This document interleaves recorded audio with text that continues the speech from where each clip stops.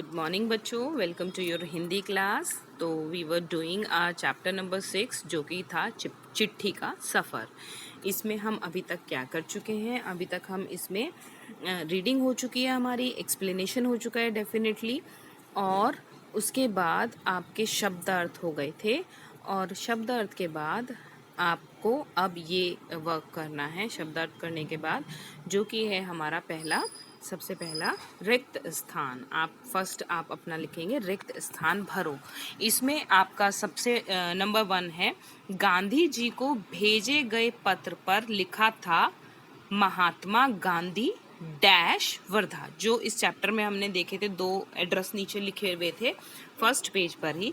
तो उसमें चिट्ठी में एक एड्रेस पर सिर्फ ये लिखा हुआ था, गांधी जी, महात्मा गांधी जहां हो वहां, वर्धा। ठीक है, तो यहाँ पर आएगा जहां हो वहां।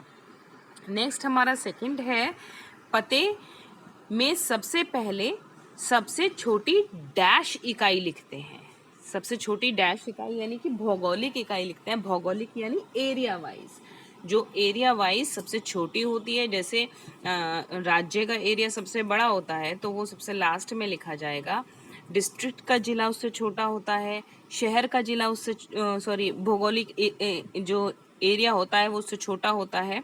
तो इसी तरीके से, और हमारी मोहल्ले का एरिया और भी छोटा होता है, हमारे घर का एरिया और भी छोटा होता है। तो सबसे पहले सबसे छोटी इकाई यानी कि हमारे घर का नंबर। ठीक है, तो ये आ जाएगा। नेक्स्ट आता है आपका क्वेश्चन नंबर 3, पॉइंट नंबर 3, शहर के नाम के बाद लिखे अंक को डैश कहते हैं।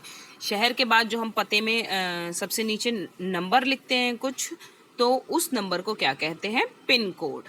तो आप लिखेंगे पिन कोड। नेक्स्ट नंबर 4 में, पिन कोड की शुरुआत डैश को डाक तार विभाग द्वारा की गई। जो हमारा पोस्टल डिपार्टमेंट है, उस डिपार्टमेंट के द्वारा ये हमारा 15 अगस्त 1972 को पिन कोड की शुरुआत की गई। नेक्स्ट है, स्वस्थ कबूतर एक दिन में 1000 किलोमीटर तक का सफर कर सकता है। 1000 किलोमीटर इसमें डैश है। नेक्स्ट आता है हमारा प्रश्न उत्तर। प्रश्न उत्तर में सबसे पहला प्रश्न आपको दिया है, गांधी जी को सिर्फ उनके नाम और देश के सहारे पत्र कैसे पहुंच गया होगा? तो हमने जो ये अभी फर्स्ट फिलअप में भी देखा था रिक्त स्थान में, कि उनके एड्रेस पर सिर्फ ये लिखा था महात्मा गांधी जहां हो वहां। तो सिर्फ इतना लिखने से वो पत्र महात्मा गांधी तक कैसे पहुंच गया? तो आइए इसका आंसर पढ़ते हैं। गांधी जी अपने देश के साथ साथ विदेश में भी प्रसिद्ध थे। सभी जानते थे कि वे कहाँ तथा किस देश में रहते हैं, इसलिए केवल उनका नाम लिखने पर भी पत्र उन तक पहुंच गया। ठीक है, क्योंकि गांधी जी एक वेल नोन पर्सन है, वेल नोन पर्सनैलिटी थे।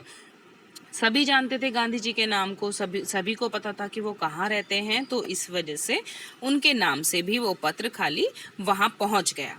नेक्स्ट हमारा क्वेश्चन है, अगर एक पत्र में पते के साथ किसी का नाम ना हो तो क्या पत्र ठीक जगह पर पहुंच जाएगा? तो अगर हम एड्रेस में उसका नाम ना लिखें जिसको हमें चिट्ठी पहुंचानी है, तो क्या आपको क्या लगता है कि एड्रेस मतलब पहुंच जाएगा वो पत्र? बिल्कुल नहीं। यदि पत्र में पते के साथ नाम ना हो तो पत्र सही जगह नहीं पहुंच पाएगा, क्योंकि आपको एड्रेस भले ही मिल गया हो लेकिन डाकिये को ये तो नहीं पता कि वो है किसका, किसके हाथ में देगा वो, तो इस वजह से पत्र नहीं पहुंच पाएगा। थर्ड क्वेश्चन है हमारा, नाम ना होने से क्या समस्याएं आ सकती हैं? अगर हम नाम नहीं लिखते तो क्या क्या समस्याएं आ सकती हैं? पत्र में नाम ना होने पर डाकिये को बहुत समस्याएं आती हैं।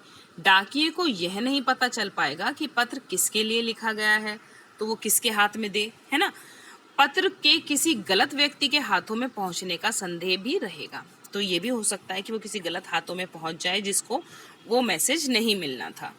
ठीक है, नेक्स्ट आपका आता है, या वो इस मैसेज का कोई गलत इस्तेमाल कर सकता है, जो भी आपने चिट्ठी में संदेश भेजा है तो गलत भी इस्तेमाल कर सकता है, इसलिए नाम, पते के साथ नाम जरूर होना चाहिए।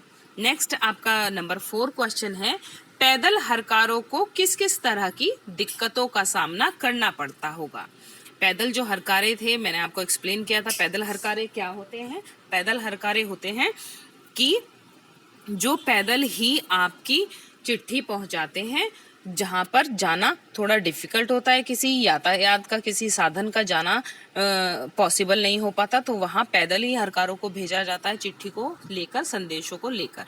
तो उन्हें किन किन दिक्कतों का सामना करना पड़ता था, ये भी हमने चैप्टर में पढ़ा है। आंसर पढ़ते हैं। पैदल हरकारों को डाक पहुंचाने के लिए दुर्गम स्थानों से गुजरना पड़ता था, साथ ही उन्हें डाकू, लुटेरों तथा जंगली जानवरों से डाक तथा अपनी रक्षा भी करनी होती थी। ठीक है, तो उनके सामने काफी सारी डिफिकल्टीज आती थी। उन्हें अपने खुद का, एक तो पहले ही उनके जो रास्ता है वो बहुत डिफिकल्ट है, बहुत दुर्गम स्थान है, वहां पर जाना आसान नहीं होता, तभी उन्हें भेजा जाता है जब कोई साधन ना मिले वहां तक जाने का। तो उन्हें पहले तो रास्ता ही उनका इतना डिफिकल्ट, उसके साथ साथ उन्हें लुटेरों से, डाकू से और जंगली जानवरों से अपनी भी रक्षा करनी होती थी, और साथ ही साथ उसको संदेश को भी बचाना होता था। नेक्स्ट क्वेश्चन है जो आपका, ये है क्वेश्चन नंबर 5। एक पोस्ट कार्ड चिपकाएं तथा उस पर अपने घर का पूरा पता पिन कोड के साथ लिखें। ये आप थोड़ा ध्यान से सुनिए कि यहाँ ये इसके लिए, इस क्वेश्चन के लिए आपको एक पोस्ट कार्ड चिपकाना है। ठीक है, उस पोस्ट कार्ड में आपको, अगर इजीली अवेलेबल है, वैसे तो अब सब चीज़ें मिल रही हैं, आप किसी को पोस्ट ऑफिस भेज के, जो भी आपके आसपास का सबसे पोस्ट ऑफिस होगा वहाँ पर भेज के, आप 1 रुपये में वो पोस्ट कार्ड आ जाता है, 1-2 रुपये में पोस्ट कार्ड मिल जाएगा।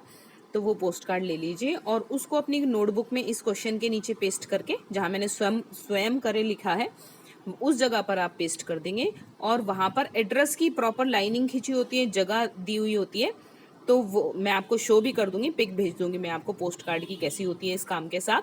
तो वो आपको वहां पर अपना एड्रेस लिखना है, प्रॉपर एड्रेस, जैसे अपना नाम, फिर आपको ये लिखना होगा कि आप किसकी बेटी हैं, तो इसलिए लिखना होता है डॉटर ऑफ, D/ऑफ करके।